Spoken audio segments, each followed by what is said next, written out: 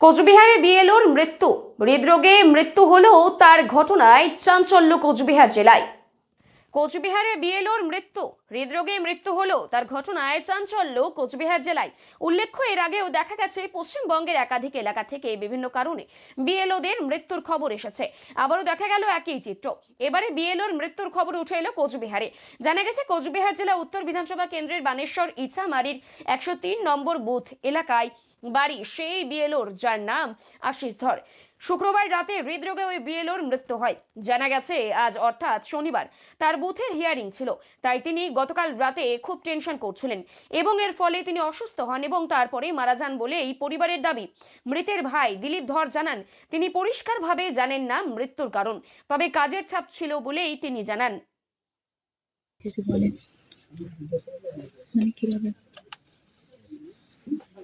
কি বলবো, আমি তো কি বলবো, আমি তোর সাথে কথাই কইতে পারি নাই। একটা কথা একটা কথা বলতে পারি না, এত তাড়াতাড়ি চলে গেছে। সুস্থ লোকটা এত চট করে চলে যায়, ঘামতে ঘামতে লোকটা মুখ দিয়ে লালাইছে, মারা গেল। বুঝতেই পারলো কাজে চাপ থাকলে মানুষ মারা যায়। একটা কথা বলার সুযোগ পেল না। আমার দুঃখ জন্য আমি বলতে পারবো না, এটা সারা জীবনে। একটা ফোন এসেছিল কালকে, তারপরেই তার শরীর অসুস্থ হয় এবং তারপরেই তিনি মারা যান।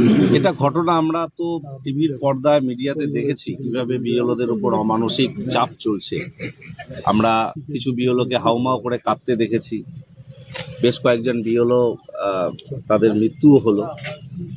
এই যে গতকাল ইছামারি বুথের 103 নম্বর যে বুথ উত্তর বিধানসভার আশিস ধর 53 বছর বয়সী এই মাস্টারমশাই, যিনি পূর্ব গোপালপুর ফোর্থ প্ল্যান প্রাইমারি স্কুলের টিচার, তার গতকাল মৃত্যু এবং আজকে তার বুথের হিয়ারিং ছিল, শুনানি ছিল। প্রায় 39 জন মানুষ সেই শুনানিতে ডাক পেয়েছে।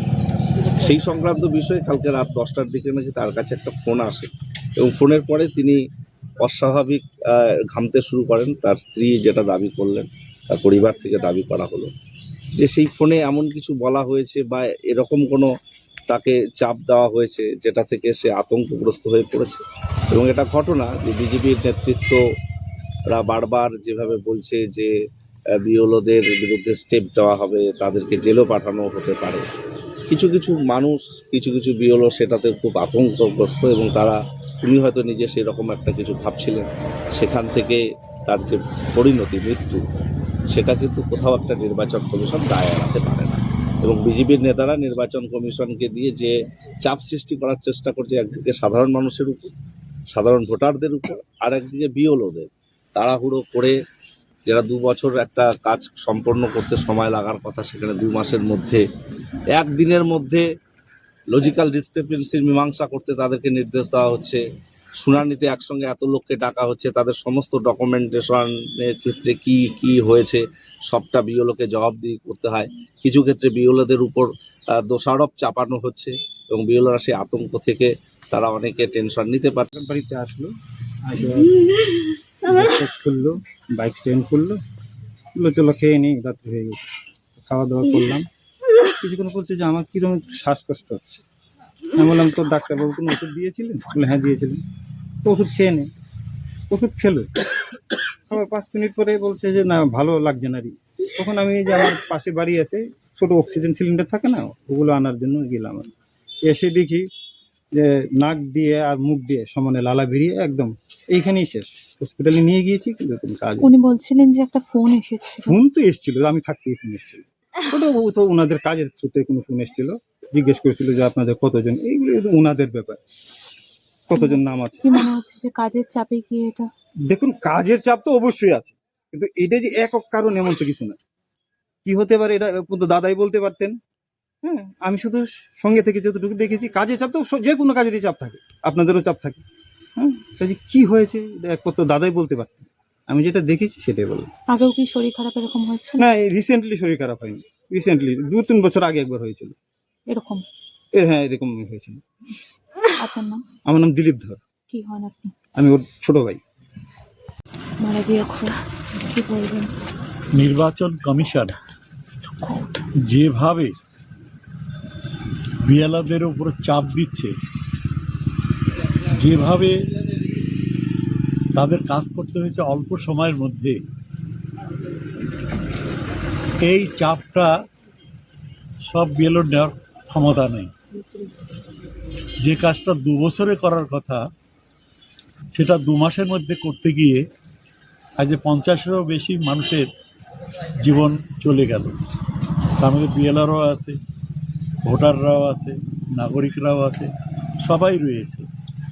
এর দায়টা কিন্তু নির্বাচন কমিশনকেই নিতে হবে। আর এই যে বিজেপির নেতারা যেভাবে আতঙ্কের পরিবেশ ছড়াচ্ছে, ভুলভ্রান্তি হলেই বিহারের মতো জেলে পুরে রাখা হবে বিএলওদের, এই যে হুমকি দিচ্ছে, এই হুমকিতে আতঙ্কগ্রস্ত হয়েই এখানে কুচবিহার উত্তর বিধানসভা কেন্দ্রের অন্তর্গত 103 নম্বর বুথের বিএলও আশিস ধর সে স্ট্রোক হয়ে মারা গেছে। ইলেকশন কমিশন থেকে কালকে একটা ফোন এসেছিল, ওই ফোনটা আসার পরেই সে কেমন যেন হয়ে যায় তার স্ত্রীর কথা অনুযায়ী, এবং তারপরে সে মুখ দিয়ে লালা পড়তে থাকে এবং তার মৃত্যু ঘটে।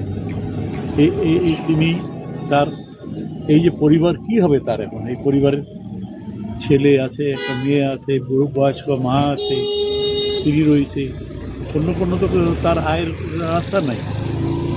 এই শিক্ষকতার উপরই তার জীবন পরিবার চলত। সুতরাং এই ব্যাপারগুলো অত্যন্ত অমানবিক ব্যাপার। অমানবিকভাবে যে চাপগুলো ইলেকশন কমিশন দিয়ে আসছিল বিএলওদের উপরে, তারই পরিণতিতে কিন্তু আজকে এই ঘটনাটা ঘটেছে।